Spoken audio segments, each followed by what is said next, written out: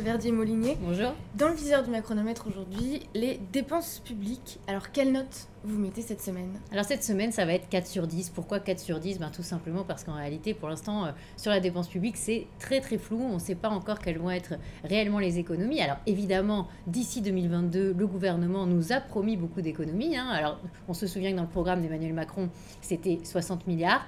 En réalité, dans la loi de programmation des finances publiques, ce qui prévoit ce qui va se passer dans le quinquennat, Oui. c'est 80 milliards. Alors, dans ces 80 milliards, finalement, dans le macronomètre, on n'en retrouve pas 80 parce que le gouvernement a largement surévalué.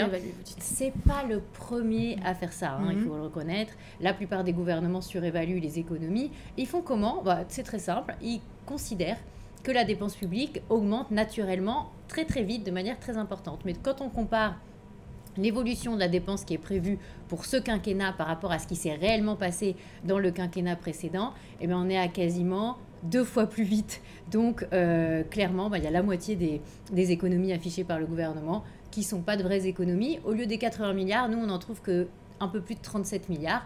C'est quand même beaucoup plus faible et c'est pas ça qui va permettre de vraiment faire baisser la dépense publique française. Et vous dites aussi que les économies, elles ont été en plus repoussées dans la loi de programmation 2018-2022, ce qui n'était pas prévu au départ.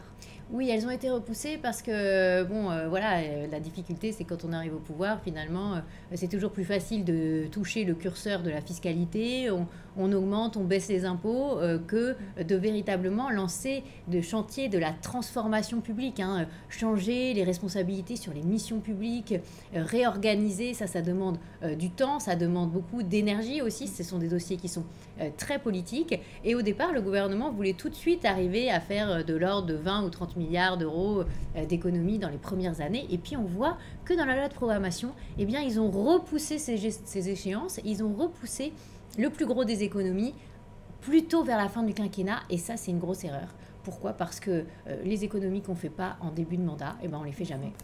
Merci beaucoup, Merci à vous.